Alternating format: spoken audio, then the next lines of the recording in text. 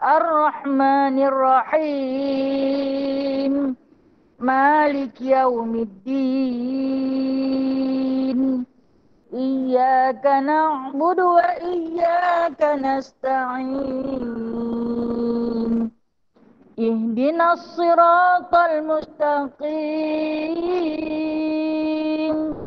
صراط الذين أنعمت عليهم غير المغضوب عليهم ولا الضالين.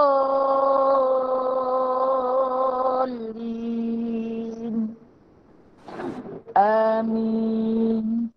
Kita sambung surah Al-Kahfi ayat 101 hingga 110.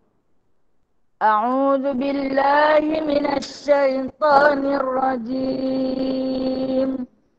الذين كانت أعينهم في غطاء عن ذكري وكانوا لا يستطيعون سمعا أفحسب الذين كفروا أن يتخذوا عبادي من دوني أولياء إنا أعتدنا جهنم للكافرين نزلا قل هل ننبئكم بالأخسرين أعمالا الذين ضل سعيهم في الحياة الدنيا وهم يحسبون أنهم يحسنون صنعا أولئك الذين كفروا بآيات ربهم ولقائه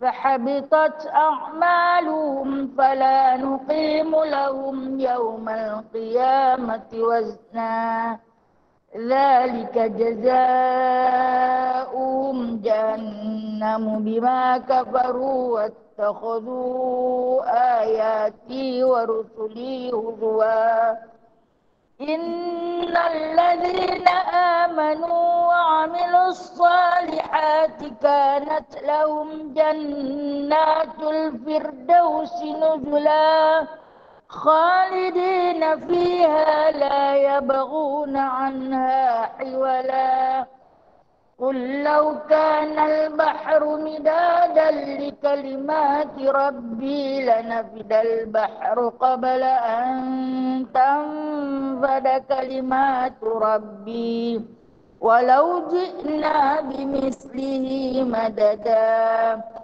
قل إنما أنا بشر مثلكم يوحى إلي أنما إلهكم إله واحد فمن كان يرجو لقاء ربه فليعمل عملا صالحا ولا يشرك بعبادة ربه أحدا.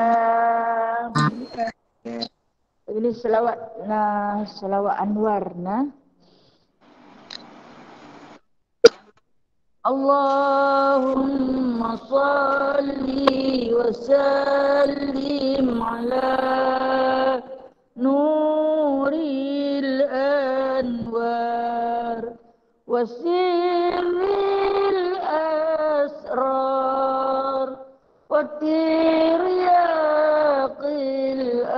aghyar wa miftah ibadil yasar Sayyidina wa maulana Muhammadin al-Mukhtar wa alihi al-athhar wa ashabihi al-akhyar adada ni'amillahi wa ifdali Allahumma salli wa sallim ala nuril anwar wa sirril asrar wa tiryaqil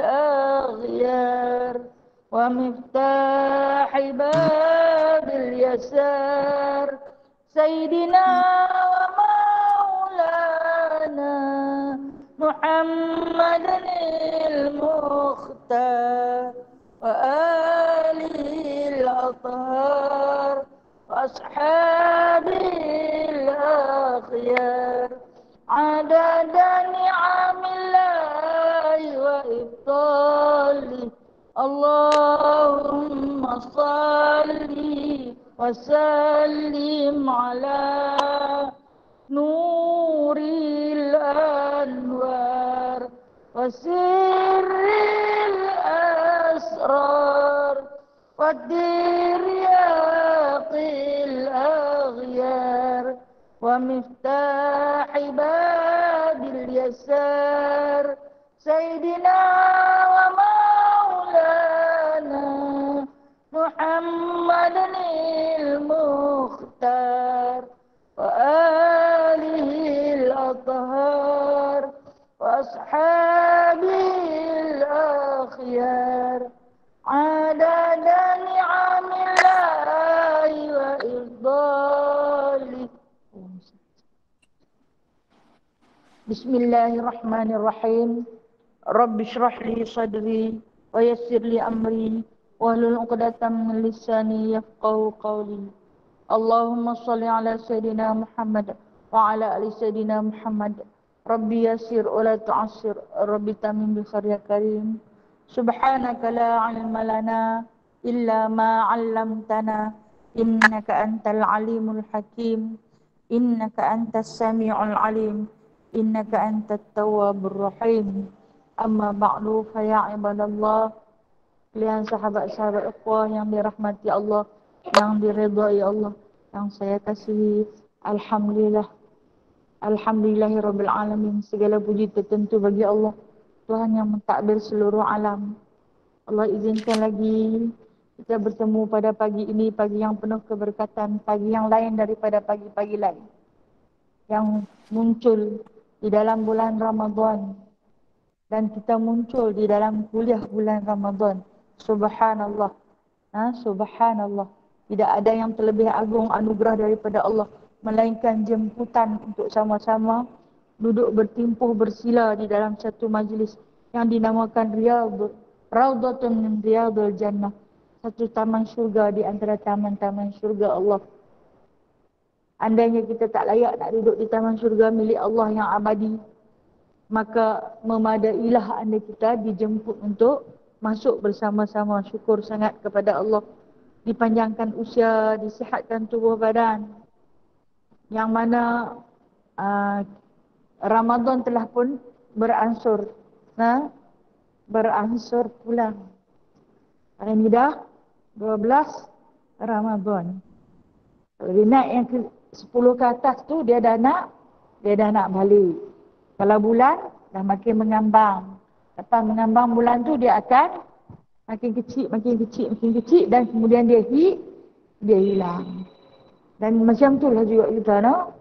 Usia kita pun meningkat naik sampai ke puncak, dia akan menurun.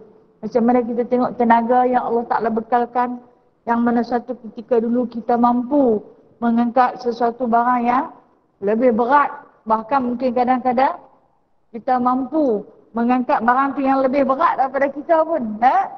Tapi hari ni, kalau kata suruh bawa gula 2 kilo pun dia tak apa nak boleh lah. Kalau gula 5 kilo, tak payah bawa seorang pergi hantar. Betapa makin dhaifnya. Itulah kita. Itulah kita, perumpamaan yang Allah Ta'ala hadirkan di sekeliling kita untuk kita pandang dan kita berfikir. Dan mudah-mudahan Ramadan kali ini lebih bermanfaat daripada Ramadan yang lalu, kerana Allah bagi pinjam lagi dekat kita. Dia bagi pinjam, pahala dia bagi terus. Bulan dia ambil balik, pahala ambil ke hampa terus. Di mana? Di sana nanti kita kira. Di akhirat nanti kita akan dihisap. Mudah-mudahan hisap kita adalah hisap yang terbaik. Hisap kita adalah hisap yang termudah. Seperti mana sabda baginda sallallahu alaihi wasallam, Allahumma hasibni hisaban yasira. Ya Allah, hisaplah aku dengan hisap yang mudah. Kita takut Apabila kita dihisap dengan bermacam-macam persoalan, diasak daripada mana, hang buat apa, hang pergi belanja tang mana, takut. Takut kita nak jawab apabila kita dipersoalkan satu persatu. Setiap minit-minitnya Allah akan tanya. Sehingga kan masa yang dia bagi pun dia tanya itu, aku bagi masa dekat hang. Hang buat apa dengan masa yang aku bagi? Sekurang-kurangnya adalah jawapan kita adalah jawapan kita.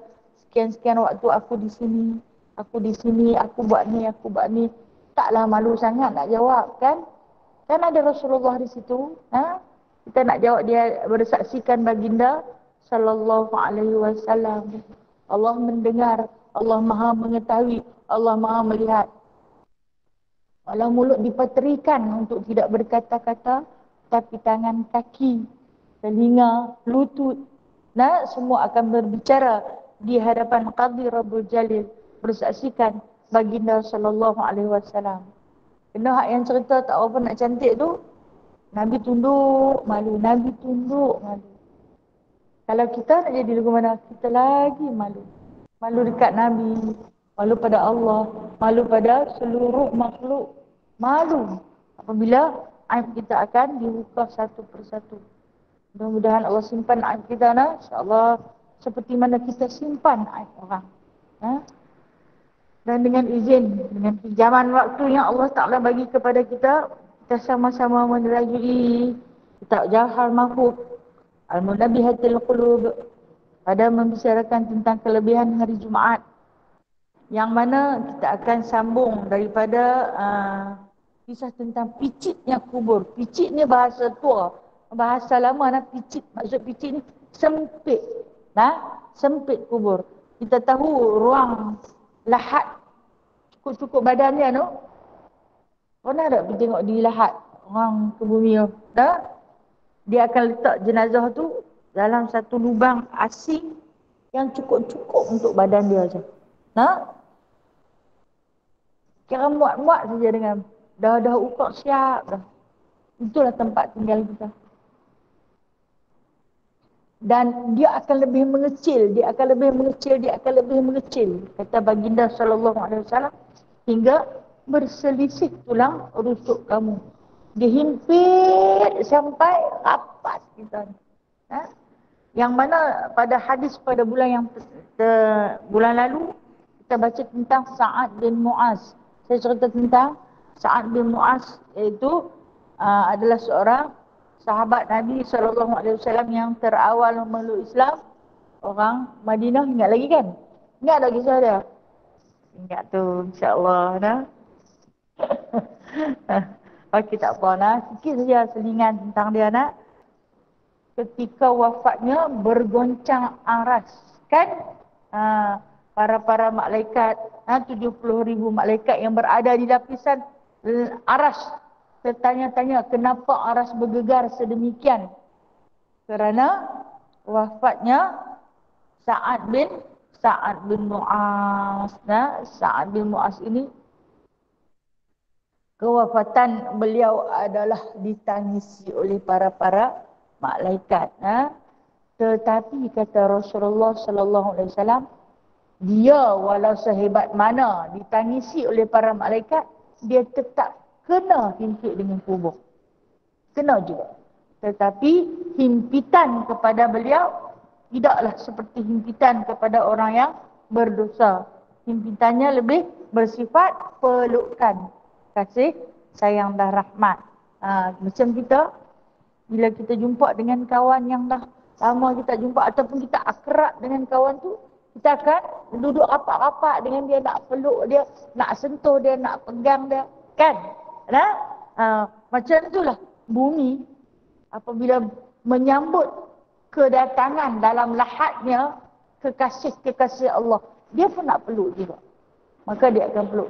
Bahkan Nabi kata, aku juga tak terlepas daripada himpitan kubur. Kan? Bumi ni nak sangat-sangat peluk Nabi SAW.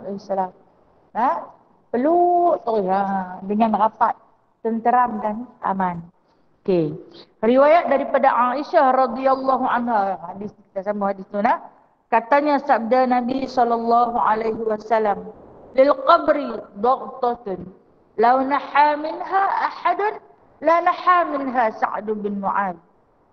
Artinya bagi kubur itu picit. Picit ni maksudnya sempit. Sempit sangat-sangat. Jikalau sentosa daripadanya seseorang, nescaya sentosa daripada oleh Sa'd bin Mu'adz.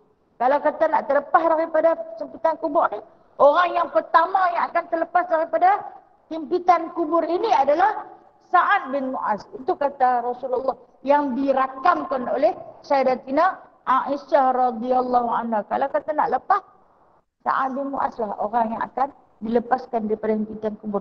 Tapi kata Rasulullah, dianya juga tidak terlepas. Demikian lagi kata Rasulullah sallallahu alaihi wasallam, kanak-kanak tiada lepas daripada picit kubur. Bayi, kanak-kanak yang mati sebelum akil balik. Kita tengok budak-budak tu kan ada dosa tau. Tak dikira. Allah Ta'ala tak tulis lagi dosa pahala dia. Tapi tak terlepas daripada picitnya kubur. Maksud dia, himpitan kubur. Yang mana katanya riwayat daripada Tabarani, daripada Abi Ayyub bahawasanya kanak-kanak yang ditanamkan dia. Maka sabda Rasulullah sallallahu alaihi wasallam, jikalau lepas seorang daripada peluk kubur, nescaya lepas kanak-kanak ini daripadanya. Tetapi peluk kubur kanak-kanak itu seperti peluk ibu akan anaknya yang dikasihi.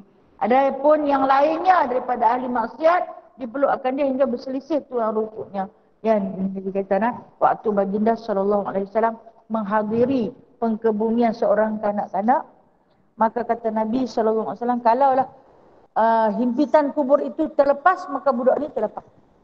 Budak ni takkan kena. Tetapi kata baginda sallallahu alaihi wasallam, aku dikhabarkan. Siapa yang mengkhabarkan kepada Nabi? Allah berwasilahkan dua malaikat. Malaikat yang mewakili Allah di dalam lahat. Malaikat nama apa? Munkar dan Nakir.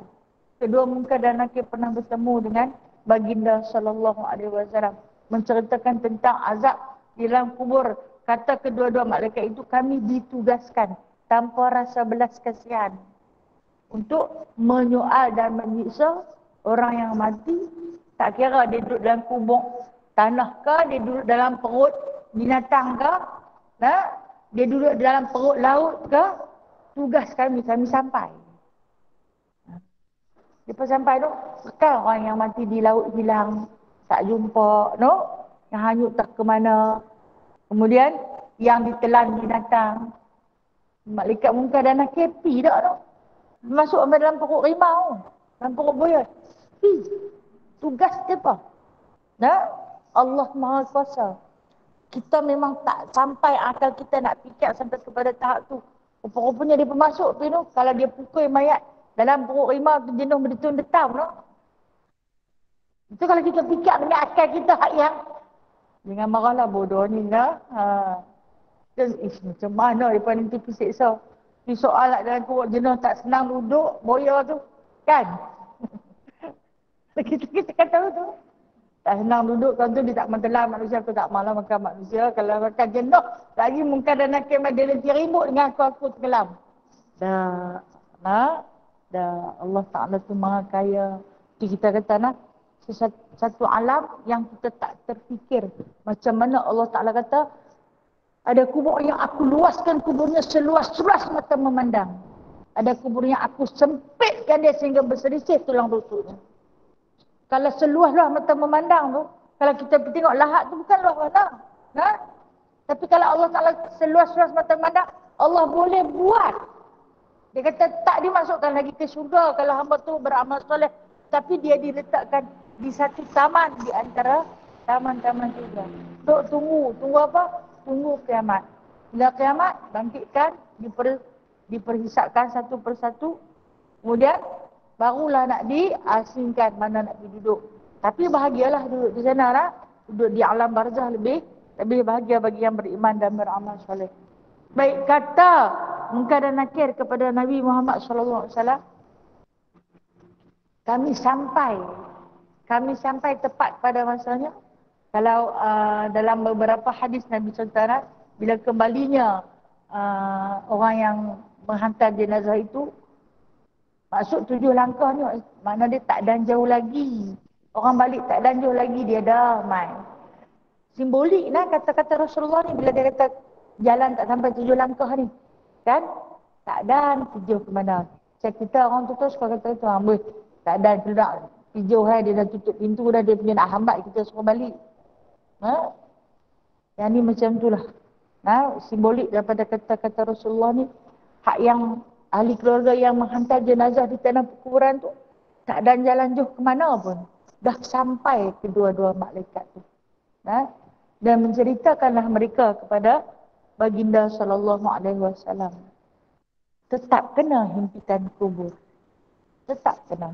Walaupun kanak-kanak ni, walaupun anak ni anak budak yang tak berdosa, kanak-kanak yang mati sebelum akil balik dikira tidak ada dosa. Allah Ta'ala tak kira lagi dosa dekat dia. Sebab dia tak ditaklifkan. Maksud tak ditaklifkan, tak diberatkan dengan fardu solat dan sebagainya. Puasa, haji, zakat tak ditetapkan. Dan kemudian, tapi kata Nabi SAW, himpitan kubur untuk kanak-kanak adalah seperti peluknya seorang ibu kepada anak dia. Demi mententeramkan. Bagi tenteram, budak tu takut, dia peluk. Dalam pelukan sayang. Begitu juga dengan baginda SAW. Baginda dipeluk sedemikianlah oleh tanah. Bumi pun nak peluk Rasulullah. Apatah lagi kita, Mari kita tengok seterusnya riwayat daripada Nabi SAW bersabdanya, barang siapa membaca Qul huwallahu ahad, yakni suratul Ikhlas, pada sakit matinya 100 kali, sentosa ia daripada fitnah kubur dan daripada licit ataupun sempit kubur atasnya, dan ditanggung akan dia oleh malaikat pada hari kiamat dengan tangannya hingga lalu akan surat kepada surga. Ini kelebihan suratul Ikhlas. Kelebihan suratul Ikhlas. Al-Ikhlas, satu surah yang paling masyhur. Hanya mempunyai empat ayat. Tapi harga dia 1/3 daripada Al-Quran. Kalau kita baca 3 kali, pahala dia bersamaan dengan khatam 30 juzuk Al-Quran. Punya berat dia tu. Punya berat. Sekali kita baca, ibarat kita baca 10 juzuk. Sekali kita baca. 3 kali kita baca, bersamaan dengan 30 juzuk. Barang siapa yang membaca. Ini kata Nabi SAW. Bolehlah kalau kita nak buat zikir harian, baca dia sehari 100 kali. Yang ni yang disebut di sini pada sakit matinya. Kita ni tak tahu sakit mati ni bila. Kadang-kadang tak sakit pun mati tau. Syarat mati bukan sakit. Kan? Tengah duduk sihat elok-elok. Kata dia, kita dengar-dengar mati. Dalam duduk sihat elok-elok. Kadang kita nampak dia tu duduk sakit. Lama dah duduk sakit. Tak mati-mati. Ayam duduk pijarah dia pula yang mati dulu. Kan?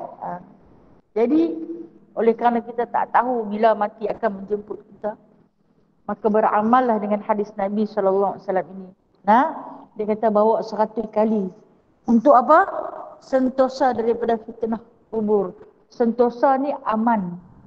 Terlepas daripada fitnah kubur. Apa dia fitnah kubur?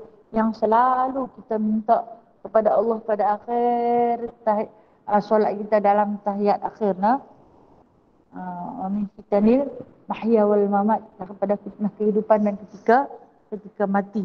Fitnah kubur ini adalah satu fitnah yang amat besar. Ketika mana hadirnya munkar dan nakir bersoal jawab dengan kita tak boleh jawab. Itu fitnah paling besar. Fitnah ini adalah satu bala yang akan menimpa ketika hayat dia petah berbicara, boleh jawab, hang tanya bila pun boleh jawab, tapi bila mati tak boleh jawab.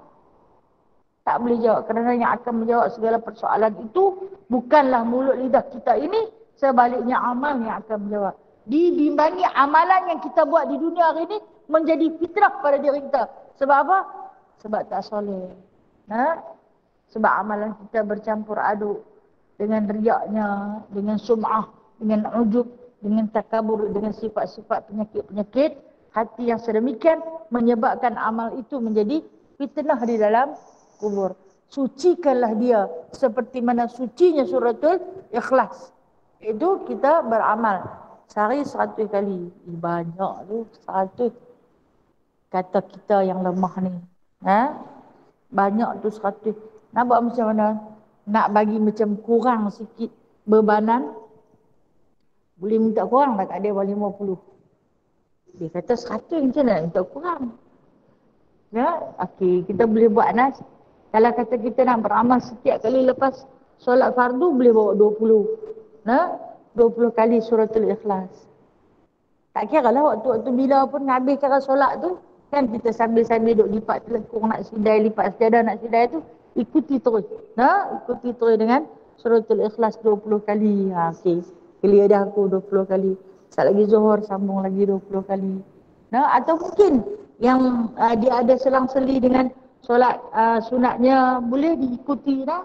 Berapa kali dia buat solat sunat dia, boleh diikuti dengan suratul Ikhlas. Surah yang paling mahal di sisi Allah Subhanahu wa taala, menjadi dalil naqli bagi sifat wahdaniyah. Menjadi dalil naqli bagi sifat wahdaniyah. Qul huwallahu ahad. Katakan olehmu wahai Muhammad, huwallahu ahad, dialah Allah yang tunggal. Waktu Nabi bawa surah ni, Nabi dapat wahyu ni, Nabi bawa kepada puak-puak kafir musyrikin, musyrikin Mekah. Nabi nak minta mereka meninggalkan penyembahan berhala. Mereka buat apa kat Nabi? Mereka kata hang ni gila ke apa? Mereka suruh budak-budak baling Nabi dengan batu. Pukul Nabi, jumpa dia kot jalan, hampa pukul dia. Hampa ludah dia kalau hampa tak ada apa-apa senjata. Hanya kerana Nabi nak bawa suratul Ikhlas. Nabi terus bawa. Dengan keikhlasan baginda sallallahu alaihi wasallam menyampaikan dakwah Islamiahnya, maka akhirnya seluruh penduduk dunia, hari ini 2/3 daripada penduduk dunia menerima agama Islam. Lagi hampa himpit Islam, lagi dia bagi berkembang, lagi dia banyak. Jadi kita boleh ambil salah satunya, ni salah satu di antara fadilat kelebihan suratul Ikhlas yang Nabi pesan, bawalah kalau kamu mampu. Kita ni mampu sebenarnya no. Kalau kata tangan kaki tak boleh angkat pun, mulut lidah boleh bergerak lagi no. Kalau kata tak boleh bersuara, boleh baca dalam hati. Maka kalau kata kita bawa sehari satu waktu 20 kali, 5 waktu dah pun sempurna 100 kali. Kita sembahyang Isya. Okey, lepas Isya. Lepas Isya tu, habis buat ba'diyah Isya, tak kira lah ba'diyah Isya ni sama dia nak buat 2 ataupun 4. Mungkin ada kekosongan lagi waktu tu, ikuti dengan suratul Ikhlas. Sebab itu, Imam Al-Ghazali rahimahullahu ta'ala, di dalam sembahyang dia, dia bawa semua suratul Ikhlas. Semua dia bawa suratul Ikhlas. Sampailah anak murid dia tanya dia, ya Tuan Syekh, hang ni hafiz Quran. Hafiz Quran. Tapi dalam sembahyang semua bawa suratul Ikhlas. Pasal apa? Kerana dia bersangkut dengan akidah. Kerana aku bimbang akidah aku ni tak betul. Padahal dia hafiz Quran. Kita pula hari ni kalau dengar orang tu bawa suratul Ikhlas, seronok tu. Imam tu semua ikhlas. Pasal apa? Nak cepat nak cepat habis. Jahatnya. Dan dia anak murid tanya dia. Dia kata, sebab aku nak beramal dengan dia. Kerana dia menegakkan akidah aku. Jadi suratul Ikhlas ini ikhlas seperti nama dia. Ikhlas seperti nama dia. Kita ada satu masalah yang besar. Tak boleh nak selesai. Ikhtiar dah macam-macam, tak boleh nak selesai. Beramal dengan suratul Ikhlas. Baca banyak-banyak. Baca banyak-banyak. Kalau satu-satu urusan yang besar kita nak buat, contoh kata kita ada perbicaraan kes mahkamah ke, kita nak kena bayar saman ke, kita difitnah dan sebagainya, baca suratul Ikhlas banyak-banyak. Allah Ta'ala akan bersihkan segala fitnah yang menimpa kita. Allah Ta'ala akan bersihkan hati kita yang dirundung kemurungan tu. InsyaAllah nah. Besar fadilat suratul Ikhlas ni. Hanya ada 4 ayat saja. Nah. Dan di sini kata Nabi, barang siapa yang beramal dengan dia 100 kali, pertama sentosa, aman daripada fitnah kubur. Yang kedua, ditanggung akan malaikat olehnya. Maksud ditanggung bukan letak di atas belakang. Di sini catat sikit yang dia tulis ditanggung tu. Nah, ditanggung ni dibimbing, dijinjing tangannya oleh malaikat. Nah, malaikat pegang tangan dia. Jinjing ke? Dipegang ke? Bolehlah bubuh macam mana pun jadi faham. Tak? Hingga lalu ia akan sirat kepada surga. Malaikat tu pegang tangan dia. Daripada mana? Daripada dia bangkit daripada kubur tu. Sampai bila? Sampai lepas lintas. Kalau dah lintas sirat ni, ada orang pegang, tak takut dah nak lintas no? Ada pemegang, kan? Ni tak tahulah kita nak goyang lagu mana no? Orang buat titi gantung tu. Titi gantung? Ada pemegang tu, kan? Sampai kat tengah dia bergoyang. Kita rasa macam tak boleh nak pergi dah. Gayat, dia nampak di bawah tu ayam. Bukan api. Di bawah tu ada ayam. Pergi, jatuh ni sekejap lagi. Kena yang kawan nak suka musik, dia goyang pula. Lagi dah kriau, nah. Duduk, terus duduk dalam tu, tak boleh jalan ke mana. Ini yang dipegang tu bukannya orang, bukannya tali. Yang dipegang itu adalah malaikat. Untuk siapa? Untuk orang yang beramal dengan suratul Ikhlas 100 kali. InsyaAllah apa yang Nabi kata itu tak pernah dusta. Saya tengok hari ni lubang ni kosong, dia pun tak letak ayat kat saya hari ni, no? Okay. Dan demikian lagi, orang mengekalkan pada tiap-tiap malam membaca surah Al-Mulk. Alhamdulillah. Tabarakalladzi biyadihil mulk wa huwa ala kulli syai'in qadir, dan surah As-Sajdah. Nah, Alif Lam Tanzil, dan surah Yasin. Dan orang yang membaca tiap-tiap hari 25 kali, Allahumma barik li fil mauti wa fi ma ba'dal mauti, lepas daripada fitnah kubur. Okey. Yang ni jadikan amalan. Alhamdulillah. Nah, alhamdulillah yang kita tahu banyak sahabat-sahabat kita yang beramal sebelum tidur dengan surah Mulk. Surah Mulk ini boleh kita beramal sama ada kita nak buka Al-Quran baca dia, ataupun kita nak naik atas katil baca. Kalau dah boleh hafaz, naik atas katil, tarikkan selimut. Kalau nak selimut, tak selimut pun tak apa, baca. Tapi pastikan sebelum nak atas katil tu ada wudu. Walaupun tak sentuh Al-Quran. Nak ambil fadilat wudu ketika membaca Al-Quran. Katalah dia ada suami di sebelah dia, suami sentuh pun tak apa dah. Okey? Walaupun batal wudu tu, tapi tak payah lebih ambil lagi, tak lagi tidur-tidur terkena empan, tak payah lena kerja nak ambil semayang. Nah? Tak lah. Nah? Jadi kira, dia dah kira dah. Wudu yang tu dikira sempurna. Kita boleh baca sama ada kita nak duduk. Sebelum kita naik atas katil tu, kita nak duduk, kita nak baca dulu pun boleh. Ataupun kita dah hafaz dah dia, kita naik di atas katil, kita baca pun boleh. Nah? Dia di antara yang asbab, kata baginda sallallahu alaihi wasallam, terlepas daripada fitnah kubur. Dan bacalah juga surah Sajdah, nah, yang selalu imam bawa pada pagi Jumaat. Kadang-kadang imam bawa, kadang-kadang dia tak bawa. Kalau di Masjidil Haram atau Masjid Nabawi, kadang-kadang imam dia bawa dan kadang-kadang dia tak bawa. Sebab kebanyakan jemaah tak faham tentang sujud sejadah. Hanya yang rajin pergi solat berjemaah saja yang tahu sujud sejadah ni. Sebab dia kata selama ni duk sujud, memang sujud di atas sejadah kan? Kita panggil sujud sejadah, sujud tilawah. Selama ni memang duk sujud atas sejadah pun. Nama surah tu surah As-Sajdah. Bila imam Allahu Akbar sampai ayat 15 tu dia akan turun sujud. Ha? Nama yu'minu bi ayatina alladziina idza dzukiru biha kharru sujjadan wa sabbahu bihamdi rabbihim wa hum la yastakbirun. Kata, nah, bila disebutnya nama Allah Subhanahu wa taala maka sujudlah kamu.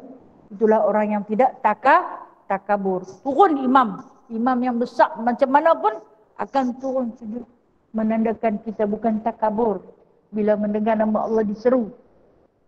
Habis hamba Allah yang tak tahu apa ni, imam tu sujud, dia tak nampak imam, dia rokok. Bila dia rokok, imam tu bangkit, dia bangkit berdiri.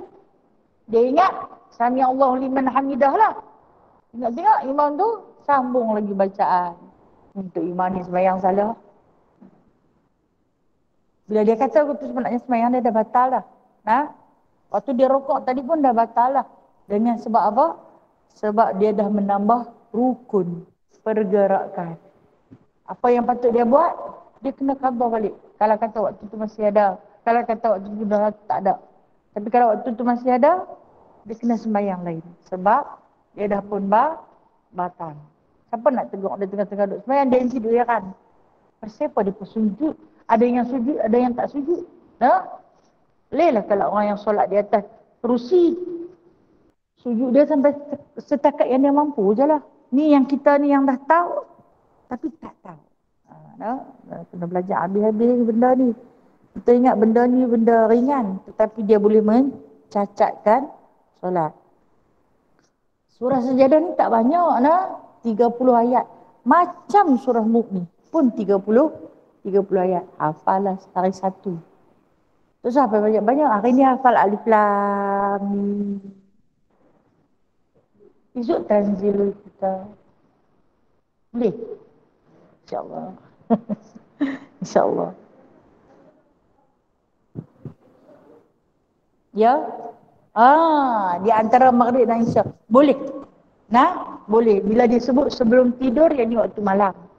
Kan, kita takut kalau kata lepas isya ni mungkin kita ada tugasan lain. Nah? Kemudian kita bawa di antara maghrib dan isya. Pun boleh. Kalau kita lepas-lepas isya kita nak bawa, pun boleh. Ataupun kita nak bawa dia baca di dalam solat ni, isya. Pun boleh. Tapi surah Sajadah, jangan bawa di dalam solat isya. Sebab apabila dia menuntut untuk sujud, isya tak boleh sujud. Hanya solat subuh sahaja. Pada pagi Jumaat sahaja. No? Hanya solat subuh sahaja untuk pagi Jumaat saja. Jadi kalau kita bawa sembahyang isya, yang kita sujud. Awak ni, ayat ni tak sujud, aku sujudlah. Nah, dia tak nak diistimewakan untuk hari Jumaat sahaja. Nah, sebab tu hari Jumaat ni ada tempat yang buat, ada tempat yang tak buat. Kadang-kadang imam buat, kadang-kadang imam tak buat. Kalau imam buat, alhamdulillah. Kalau imam tak buat pun alhamdulillah. Tentulah dia sakit perut, nak terberak ke dan sebagainya. Bersangka baiknya dia. Dan amalkan bacaan Allahumma barik li fil mauti. Allah berkatilah aku dalam kematianku. Wa fima ba'dal maut. Dan juga selepas daripada matiku. Minta Allah Ta'ala beri keberkatan ketika mana kita ni hendak mati dan selepas kita mati. Nescaya akan terlepas daripada fitnah kubur. Fitnah ni siksaan kubur. InsyaAllah banyak pengarang kita ni bagi dekat kita di antara wasiat Nabi SAW. Banyak sangat Nabi tinggal wasiat. Kalau kita nak amalkan semua ni, tak ada masa kita nak sembang kosong, no? Tak ada benda kita nak sembang lara. Kita tengok kebanyakan siksa kubur berpunca daripada tidak istibrak. Yang ni paling takut sekali. Kebanyakan siksa kubur berpunca daripada tidak istibrak. Istibrak ni apa? Berdehem. Berdehem. Sambil menekan hari-hari. Tekan hari-hari. Semua orang ada hari-hari. Cacat lagu mana pun hari-hari tu ada. Tidak. Ke ada orang cacat tak ada hari-hari? Allah. Dan kuasa Allah. Ke mana pun ada. Dia akan tekan. Sambil dia tapi saya tak tekan. Tak rasa hari-hari. Mungkin isi banyak pun. Dia tak rasa. Kalau orang kurus ni dia nipis lah kira kat situ. Kalau orang yang lemak banyak ni dia rasa lemak dia aja lah kat tu. Nah, memadai dengan kita berdehem. Berdehem bukan berdehem dia terengkung. Berdehem dengan cara meneran. Nah. Bukan itu di sini. Itu di sini. Nah, kalau kita berdehem cara meneran ni, itu dia rasa di perut. Nah, istibrak itu istibrak. Nah, lelaki dan juga perempuan. Paling wajib lelaki kena buat. Perempuan ini sunat muakkad dituntut sangat-sangat. Terutama sekali kita yang dah berumur, berusia. Kadang-kadang kencing ni tak habis rupanya. Ada lagi. Oh ya, rupanya lagi kita teran ada lagi. Al-maklumlah unjak pun dah lurus kan, macam rambut kita yang gugur. Nah, macam gigi kita yang longgar, begitulah keadaan unjak kita yang semakin longgar. Nah, jadi keadaan itulah menyebabkan kita bawa ayat kencing dalam solat. Tengok Rasulullah kata. Sabda Nabi SAW, kebanyakan siksa kubur itu daripada kencing. Yang ni dengan sebab tidak istibrak daripadanya. Na'udzubillah, no. Kalau kita tak istibrak, tak akan kena siksa kubur. Satu riwayat daripada Syaikhan. Kalau sebut Syaikhan ni, dua syekh. Tahu? Syaikhan di sini maksud dia, dua syekh. Kalau sebut Tok Syekh ni, orang yang paling banyak ilmu. Kalau sebut nama Tok Syekh dengan Tok Guru sama nak. Kita orang Melayu panggil Tok Guru. Nah, Tuan Guru. Bila sebut nama Tok Guru ni, dia ni paling banyak ilmu. Semua ilmu dia kuasai.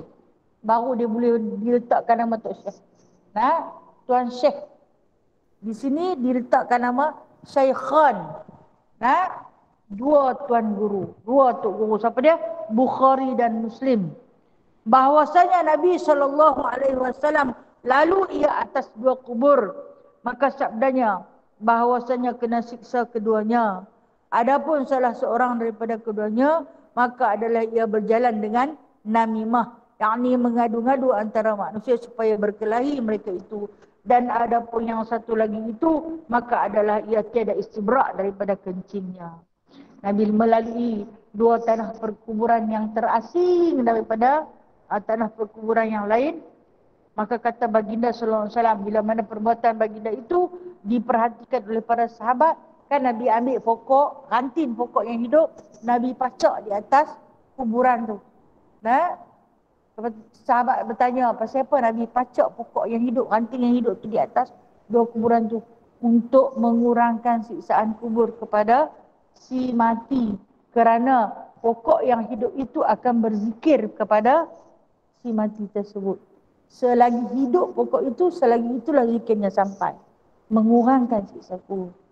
Sebab tu bila itu viral, Ustaz Muhaizat kata siapa yang cabut rumput pokok hidup di atas tanah perkuburan haram.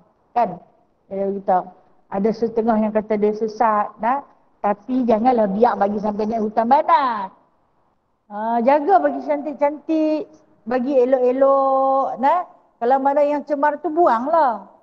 Yang mana yang elok tu jaga. Tidak pergi beli pokok bunga tu main tanam. Selagi hidup, selagi subur, maka selagi itulah. Kan tumbuh-tumbuhan dia hidup dengan zikrullah. Daripada zikrullah itu dia dah berjanji dengan Allah. Waktu hari pertama diciptakan, tumbuhan dan juga binatang. Waktu hari pertama diciptakan, kami hidup dengan zikrullah. Jikalau kami tidak berzikir, maka matilah kami. Sebab tu dia kata, kalau kata dia duduk di atas kubur, dia bawa syafaat kepada si mati. Menghantarkan. Kalau istighfarlah dapat kepada si mati tersebut. Dan begitu juga yang kata Nabi ni. Bila dia lintah, dia kata dia letaklah kantin. Sahabat tanya, siapa Nabi buat macam ni? Nabi kata kedua-duanya itu sedang disiksa. Aku mendengar tangisan mereka, jeritan mereka. Pasal apa? Sahabat tanya kan. Kita macam kita nak tahu lah. Pasal apalah mereka disiksa ni? Ya Rasulullah sebab yang pertama sebab namimah. Namimah ni Kalau dalam bahasa kita kata suka bawa mulut. Suka cerita pasal orang. Suka cerita buruk orang. Dan kemudian dia suka mengadu domba. Bawa cerita A, bawa pergi ke B. Kemudian pelaga kedua-duanya.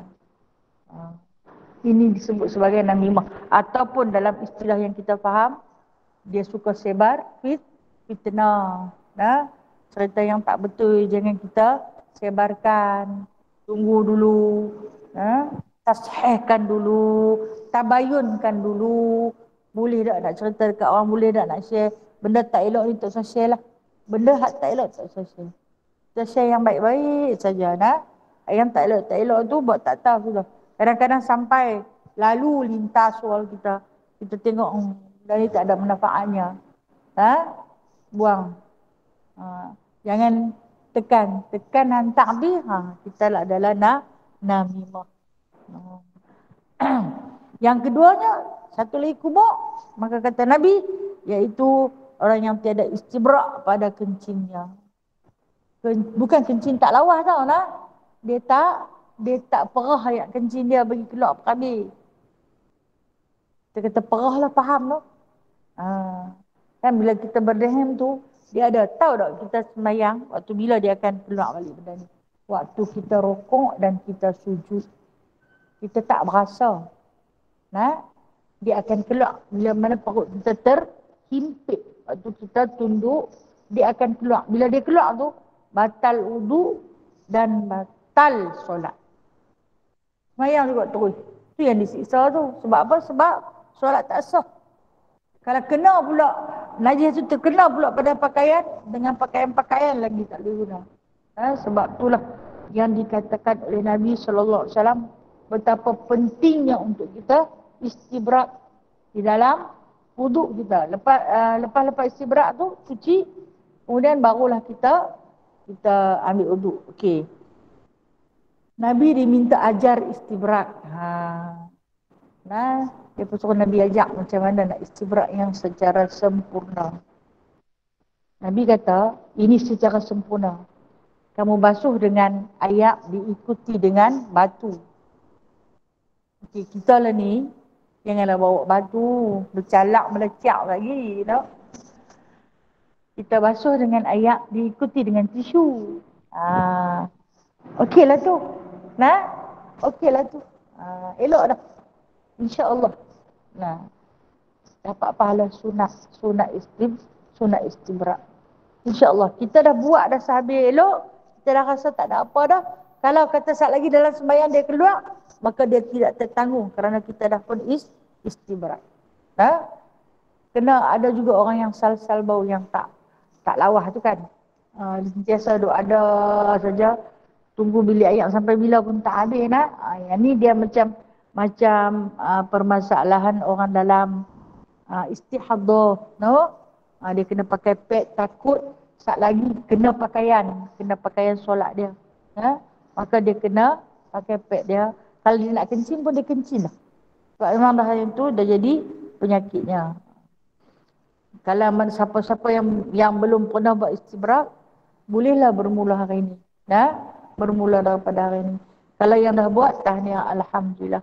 Mudah-mudahan kita terlepas daripada fitnah kubur nanti, insyaAllah. Okey, baik. Ini satu bab. Bercakap-cakap ketika imam sedang baca khutbah. Ni orang perempuan tak ada kena. Sebab dia tak bersembahyang Jumaat. Kan?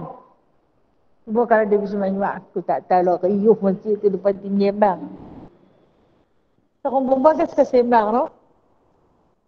Tak baik Ustazah ni suka kata kat perempuan. Tak apa, saya pun orang perempuan. Saya tahu lah perangai orang perempuan ke mana. Kadang-kadang tak boleh nak tahan ni. Dia punya nak sembang. Man qala yawmal jum'at li sahibihi wal imamu yakhtubu an sit aw takallam aw abatha aw asyara biyadi aw bira'sih faqad lagha. Wa man lagha fala jum'ata lah. Barang siapa berkata-kata pada hari Jumaat bagi taulannya padahal imam membaca khutbah, diam olehmu. Atau berkata olehmu atau memperbuat ia akan yang sia-sia atau isyarat ia dengan tangannya atau dengan kepalanya, maka sesungguhnya telah lara, iaitu melakukan satu kesilapan ia, dan barang siapa lara maka tiada Jumaat baginya. Ini satu hadis. Hadis daripada Nabi SAW cerita pasal orang sembahyang Jumaat ni. Tengok orang duk sembang. Dia tak sembang. Dia tengok orang duk sembang. Diam. Hati dah baca khutbah. Dia kata lagu tu diam. Hati. Dia kata diam. Dia tu lara sebab dia bercakap. Ataupun mengisyarat dengan pun lara. Tak boleh. Habis biar orang menyembang. Tak? Ini pasal ada hadis daripada Nabi SAW. Ataupun menggelengkan kepala. Dia buat isyarat kepala. Tak bagi isyarat suruh mereka berhenti jangan sembang. Pun lara. Lain dia pun tak sembang. Dia pun main handphone. Waktu imam baca khutbah. Lara tak? Awak tak lara. Sembang waktu dia tak sembang dengan mulut. Dia sembang dengan jari. Dia sembang dengan mata. Lara. Lara. Maka kata Nabi SAW, "Wa man lara fala jumu'ata lahu." Siapa yang buat kerja lara ni tak ada Jumaat bagi dia. Tak ada. Fadilat. Dia hadir saja sembahyang Jumaat. Tapi tiada pahala di dalamnya. Tak dapat apa-apa. Rugi tu. Suruh orang diam pun tak boleh. Itu dia kata, kalau orang nak sembang pada hari Jumaat ni, biarlah dia menyembang. Kemudian kita tengok saja. Kalau kita tumpang sekaki. Di antara pesanan baginda SAW. Alhamdulillah kita umum mungkin terlepas daripada perkara lara ketika mana khatib baca khutbah. Tapi kita duduk di rumah tu, adakah wajib kita diam? Kita dengar. Kalau kata rumah dekat dengan masjid, sampai suara khatib tu ke rumah kita, kita tak payah diam. Boleh kalau kita nak sembang maksud dia. Tapi kalau kita dengar lagi baik sebab kita bukan orang yang taklif dalam solat Jumaat.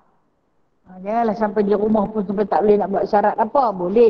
Di rumah boleh sebab kita bukan yang duduk dalam masjid. Yang kita adalah di antara orang yang tidak diwajibkan untuk bersolat Jumaat. Maka diharuskan. Maksud diharuskan di sini, dibolehkan kita nak buat kerja apa pun tak apa waktu tu. Tapi kalaulah kata khutbah tu sampai ke dalam rumah, maka lebih baiklah untuk kita diam dan dengar. Itu pilihan tu di atas kita. Kalau kata kita nak pilih jalan yang baik, maka baiklah yang akan kita temui. Kalau tak baiklah kita dapat. Wallahualam. InsyaAllah kita akan sambung lepas ayat kot, no? Hukum berkata-kata ketika khatib sedang berkhutbah. Tak apa. Yang bab ni walaupun kita tak pergi sembahyang Jumaat, tapi ada ahli keluarga kita, kalau tak ada suami, mungkin anak cucu kita, mungkin anak menantu kita yang ada, boleh kita share dengan mereka tentang kelebihan bersolat Jumaat dan apa yang perlu kita lakukan. Kemudian tentang hukuman di Jumaat. Alhamdulillah, wallahu a'lam bishawab. Ada soalan nak tanya? Ya.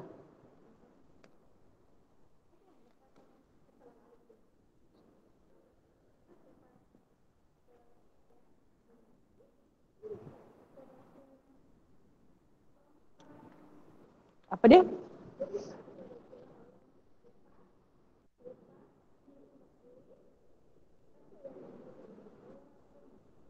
Allahumma barik fi mauti tu. Boleh? Boleh. Ya. Boleh? Boleh.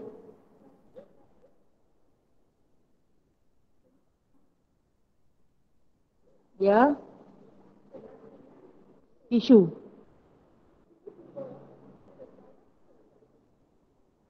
Keluar. Panah. Ayak kan? Okey.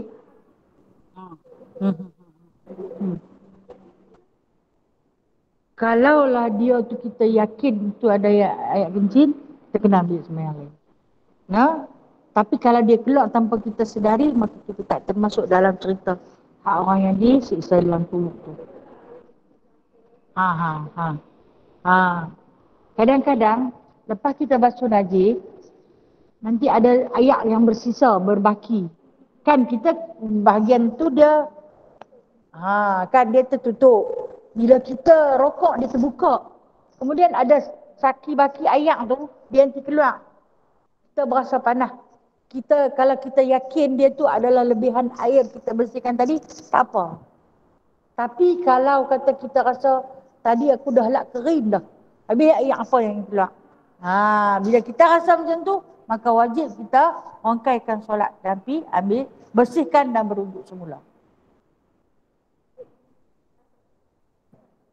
Ada air. Okey, itu saya kata kita kena pastikan dulu. Kadang-kadang kita dah kesat dah kering dah. Tapi bila ada air yang keluar mat, dibimbangi, ada saki baki. Itulah kata dalam usia kita yang dah meningkat lanjut ni, kan macam-macam penyakit no? Kita ni bukan lagi nak sihat, no? Kita ni bukan lagi nak sihat, Alhamdulillah. Alhamdulillah. InsyaAllah. Ya, sama-sama. Ya.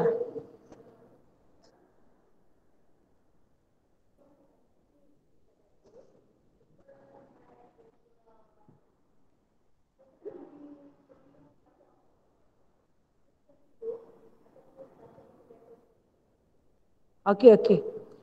Pendapat saya nak bagi Kalau kita bertadarus, maka elok kita baca secara perseorangan. Baru kita tahu betul tak betul. Termasuklah baca ayat Yasin sampai surah Yasin. Jangan baca ramai-ramai. Suruh baca seorang-seorang juga. Semuka. Baru kita tahu betul ke tak betul. Selama ni punyalah bawa kahfi setiap malam Jumaat. Yasin setiap malam Jumaat. Rupa-rupanya baca salah. Masa tu kita boleh betul. Sebaiknya teruskan tradisi tadarus. Apa maksud tadarus? Belajar membaca. Belajar membaca. Jadi kita tahulah, selama ni aku duk bawa yang ni panjang, rupanya tak panjang. Macam ni lah selama ni aku duk bawa, tak kena rupanya. Jadi sebaiknya, seeloknya apabila kita bertadarus, maka hendaklah seorang-seorang. Tapi apabila kita bertilawah, boleh ramai-ramai. Ramai-ramai macam kita duk baca Yasin ramai-ramai tu boleh.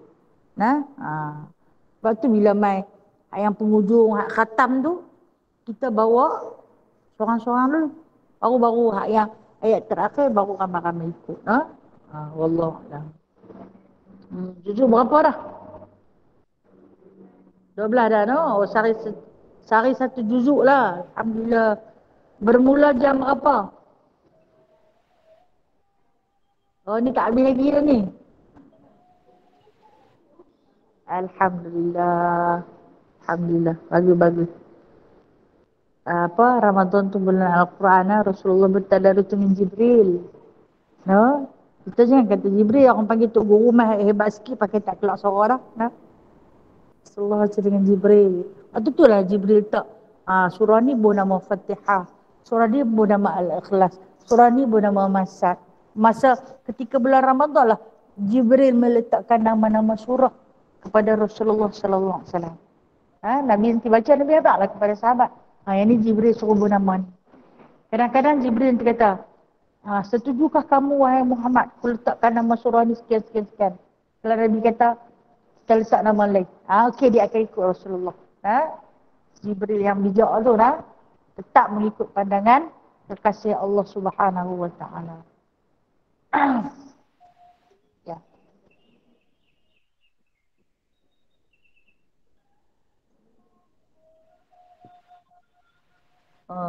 Kesian yang mati tak berkubur yang di laut tu. Yang di laut kita tak tahulah tang mana adakah ikan yang makan kan? Okey, ada dalam satu hadis cerita masalah orang yang mati tak berkubur ni, kalau kata semut yang makan, di dalam perut semut itulah dia punya tanah perkuburan dia, makam dia. Kalau kata ikan jos yang makan, dalam itulah. Ataupun dia bershare seorang sikit, dia tu semua akan bangkit di pada masa nanti. Dia keluar daripada perut binatang-binatang tu. Dia yang makan kenduri seorang sikit tu. Keluar akan bercantum. Tapi adakah terlepas dari mungkar dan nakir? Tak terlepas. Tetap ada persoalan. Sebab kita ada satu yang berkawan dengan jasad kita, iaitu roh. Roh tu tak berkecai. Jasad kita nampak dicerai-ceraikan, tetapi roh kita tetap bersatu. Roh ni dia tak menerima binasa. Sebab tu dia kena siksa macam mana pun dia tak binasa. Dia tak hancur. Yang menerima azab kesakitan adalah roh. Itu yang dikatakan bila bulan Ramadan ni, roh akan Allah Ta'ala hantarkan semula. Ada yang, ini pendapat lah. Pertama sekali dia akan ziarah di tanah perkuburan tempat dia. Kalaulah kata yang macam Kak Imah tanya tadi, macam mana yang tak ada tanah perkuburan, yang tak ada kubur ni. Nah, yang mana yang dia nak pergi tengok? Wallahualam. Adalah tempat istimewa yang Allah Ta'ala letak, no? Tapi kita tahu Allah Ta'ala kan letak siapa yang mati lemas dapat pahala syahid, no? Orang yang mati lemas. Jadi orang yang mati dalam laut tu mati lemah lah, no? Tapi nak dapat pahala syahid pun, dia kena ada satu tiket yang paling besar. Apa dia? Kena semayang. Kalau dia tak semayang, dia matilah lemah ke, terbakar hangus ke, tetap dia tak terlepas, no? Tak ada. Nah, rugi.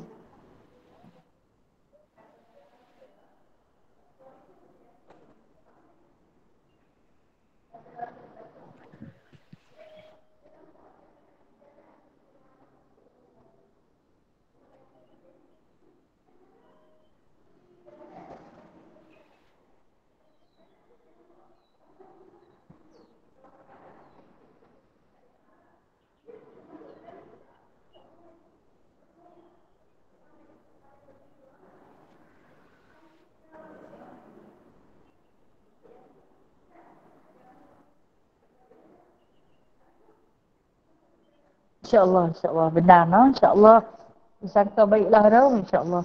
Ha? Hijab lah kan. Ada orang yang Allah Ta'ala buka hijab, dia boleh nampak, no? Ada yang tak boleh nampak. Macam saya ni tak boleh nampak pun, tak pernah nampak pun. Bukanlah kata nak nampak, kan? Tapi ada yang Allah bagi kelebihan, dia boleh nampak masing-masing lah, tak? Ya betul, insyaAllah. InsyaAllah benar.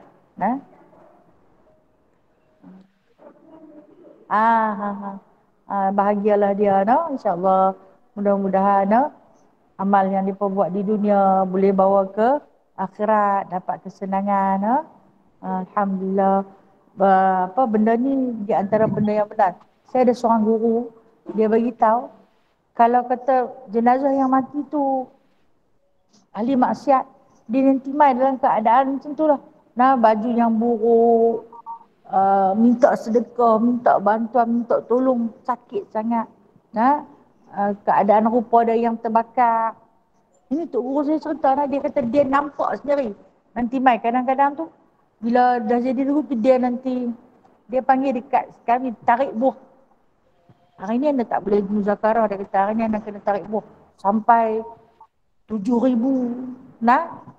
kalimah la ilaha illallah. 7,000 sekali dia tarik. Sampai dia jadi lupa diri. Sebab apa? Sebab dia nampak duk mai dekat dia tu. Minta tolong.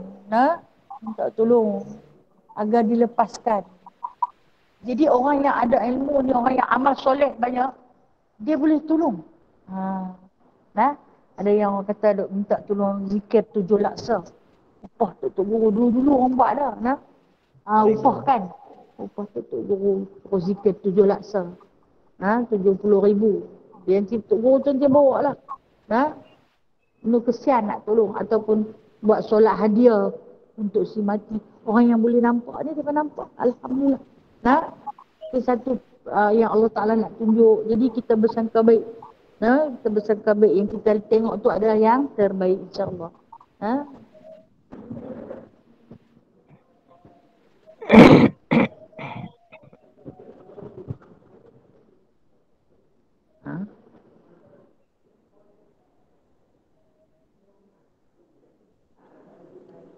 Untuk si mati ya. Okey, dalam bulan puasa, kalimah tu yang paling terbaik. Nah, kalimah yang paling terbaik ni di dalam bulan Ramadan, dia hanya setahun sekali je. Sepanjang-panjang Ramadan. Allahumma innaka afuwun karim tuhibbul afwa fa'fu anni. Lepas tu kita tambah sikit lagi. Wa'an walidina, minta kat doa ibu bapa kita. Kemudian tambah sikit lagi. Li jami'ul muslimin wal muslimat. Kalimah yang paling terbaik pada bulan Ramadan saja. Bulan-bulan lain tak ada. Kerana berkumpul seluruh malaikat mengangkat kalimah tersebut, mohon pada Allah dimakbulkan. Jadi kalau bulan Ramadan ni zikir apa yang terbaik? Zikir itulah yang paling terbaik. Baca banyak-banyak. Dia di antara, kalau kata dia istighfar maka dia istighfar, kalau kata dia takbir dia takbir, kalau kata dia tasbih dia tasbih, kalau dia alhamdulillah maka dia alhamdulillah. Dia puji Allah, dia membesarkan Allah, dia mensucikan Allah, dan dia adalah doa. Nah, itu yang terbaik. Sentiasa. Sentiasa. Sentiasa. Allahumma innaka afuwun karimun tuhibbul afwa fa'fu anni. Seorang. Bukan minta kita seorang dah. Wan walidi. Bagilah kat kedua ibu bapa kita. Kalau kata walidina, dua ibu bapa kami. Walidayya, dua bapa aku. Kemudian jangan minta saja, minta kat sekalian muslimin dan muslimat, insya-Allah. Wallahu alam. Ya. Buka emas saya tak apa clear.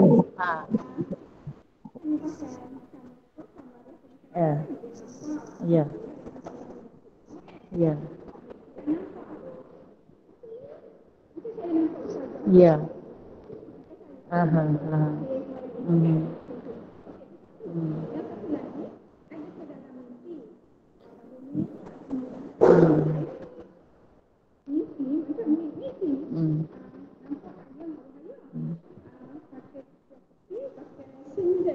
Okey, dalam mimpi okey.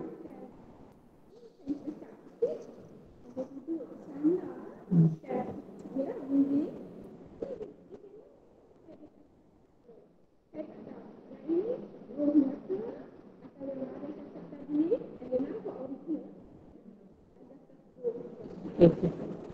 Baik. Kau nampak nyata, bukan mimpi kan? Okey, adakah nyata ataupun roh? Roh.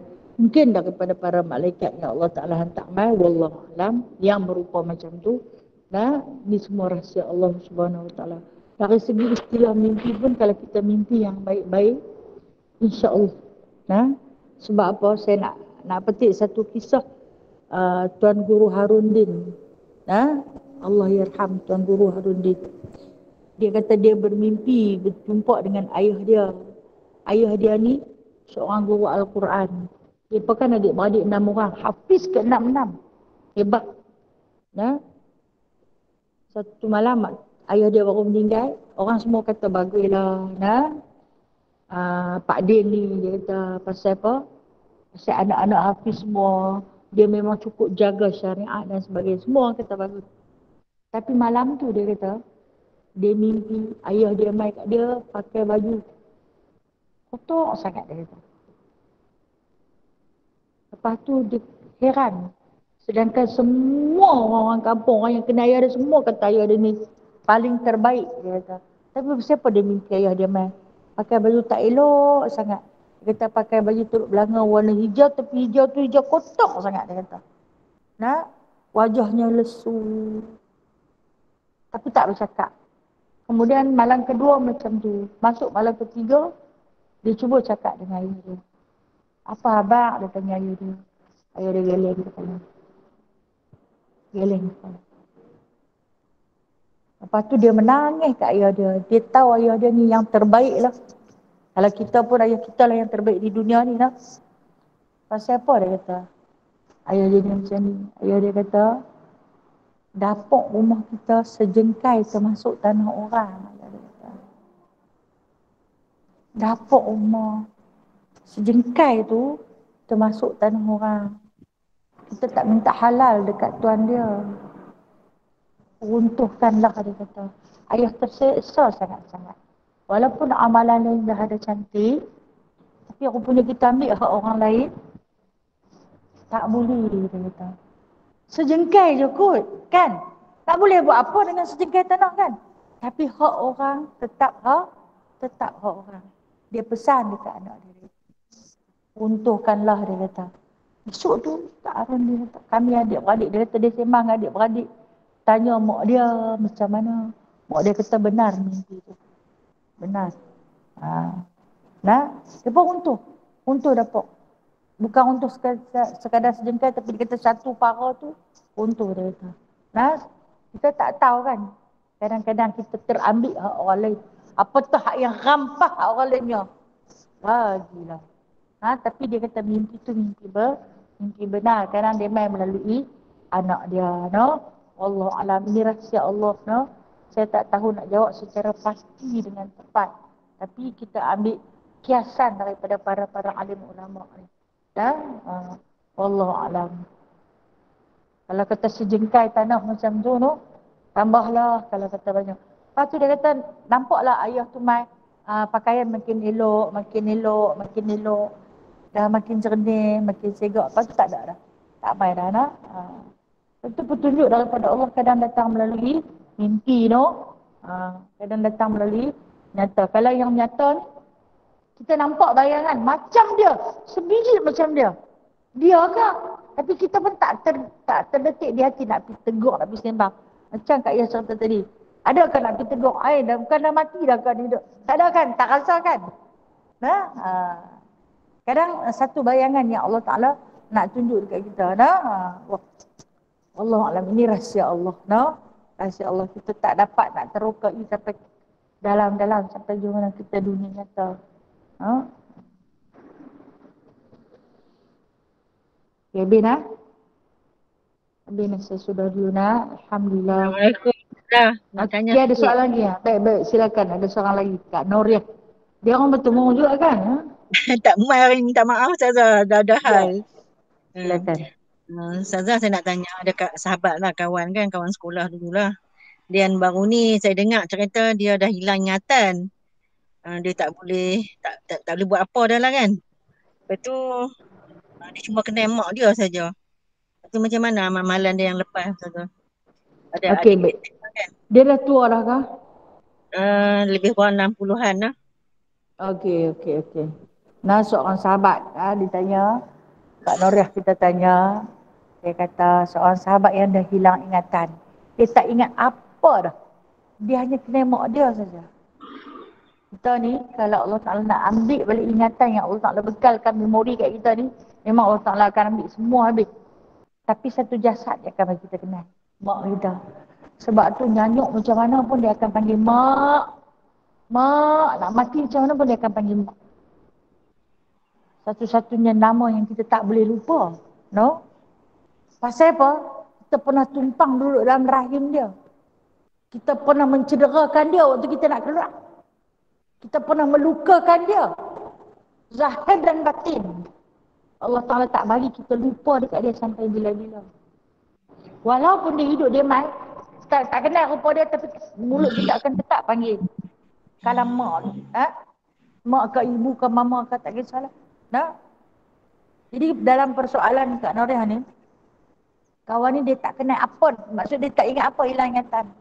Dia hanya kenal mak dia je. Apa berlaku pada amalan-amalan yang lain? Maksud dia wajib sembahyang, dia tak wajib solat. Dia tak wajib puasa, dia tak wajib apa-apa dah.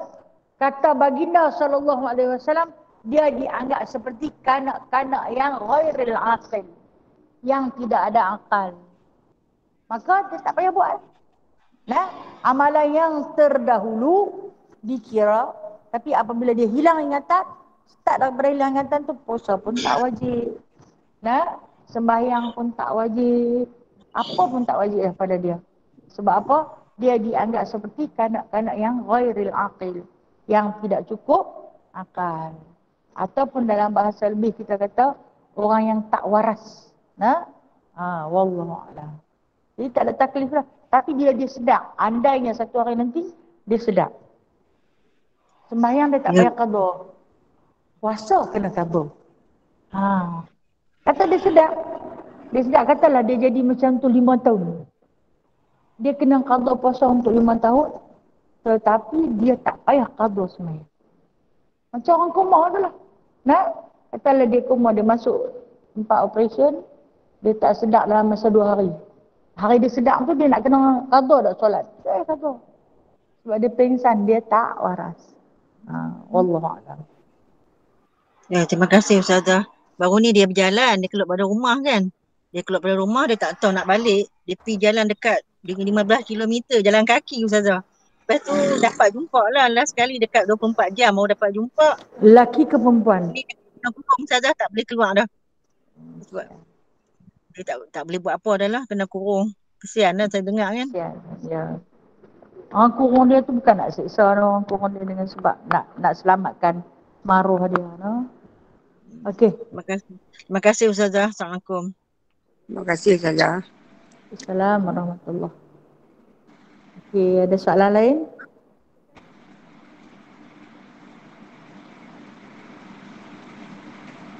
Dia tak payah bayar. Dia tak payah bayar sebab dia tak sedap apa. No? Yang kena bayar fidyah ni dia sedap. Nah, bila tak sedap tak bayar fidyah. Ustazah lagi satu tanya.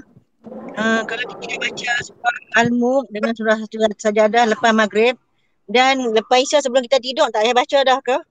Okey, kalau lepas maghrib kita baca surah Al-Mulk dengan surah Sajadah, lepas tu lepas Isya nak tidur tak payah baca, tak payah dah. Memadai sebab dia kata baca sebelum tidur. Walaupun kita tak tidur lagi, tidur ke 12 tengah malam. Kan? Tapi malam tu kita dah baca, maka tak perlu lagi. Ya, terima kasih Ustazah. Ya, sama-sama kasih. Waalaikumsalam warahmatullahi wabarakatuh. Yang baik itu datangnya daripada Allah. Yang lemah dan kurang adalah daripada diri saya sendiri. Selamat meneruskan ibadah berpuasa. Mudah-mudahan puasa kali ini lebih baik daripada puasa yang lalu. Dan janganlah Allah jadikan Ramadan ini Ramadan yang terakhir. Sebaliknya, beri peluanglah kepada kita untuk meneruskan ibadah, amalan, mencari maghfirah dan juga keberkatan dalam suasana yang hadir. Ramadan, pahala dia 100 kali ganda, tinggi dia naik. Kalau biasa dapat 1, kalau hari-hari biasa dapat 1, tapi kalau bulan Ramadan dapat 100. Kalau lena dapat 1, kalau lena bulan Ramadan dapat 100 kali lena. Nah, kadang-kadang saya tak contoh kalau contoh saya bila mengaji ni, ya Allah, mengantuknya tak nak. Tengah-tengah baca boleh sengap. Mana pi? Sedap aku lena pun. Hilang ingatan seketika dah. Kalau ubat dia macam tu buat apa? Tidurlah. Tidur Zat, nak pesan pada Allah. Nah, ya Allah, nak kena tidur saat ni 15 minit pun jadi. Sat lagi dia betul.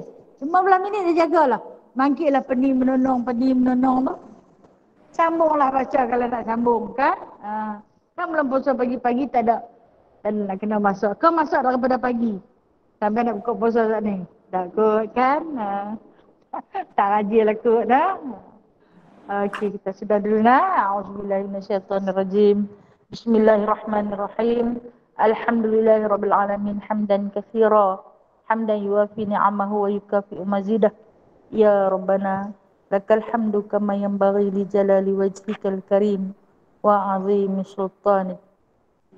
Allahumma innaka 'afuwun karimun tuhibbul 'afwa fa'fu 'anna wa 'an walidina wa 'an jami'il muslimina wal muslimat wal mu'minina wal mu'minat wal ahya'i minhum wal amwat.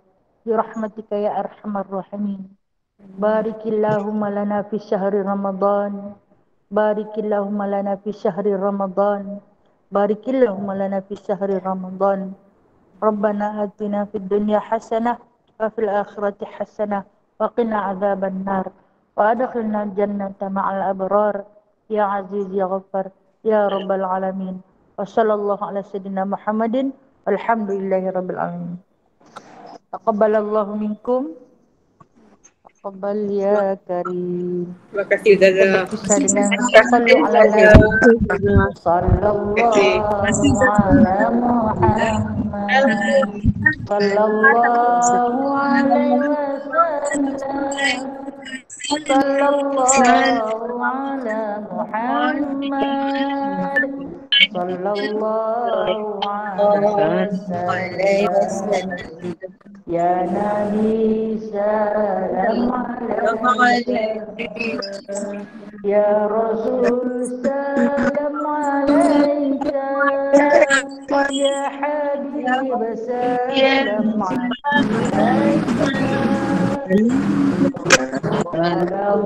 Salawatullah alaika, sallallahu ala Muhammad sallallahu alaihi wasallam.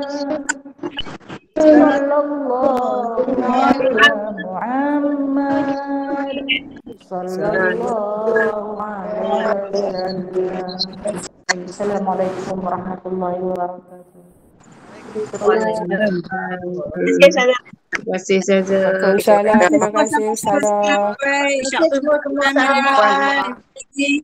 kasih. Assalamualaikum.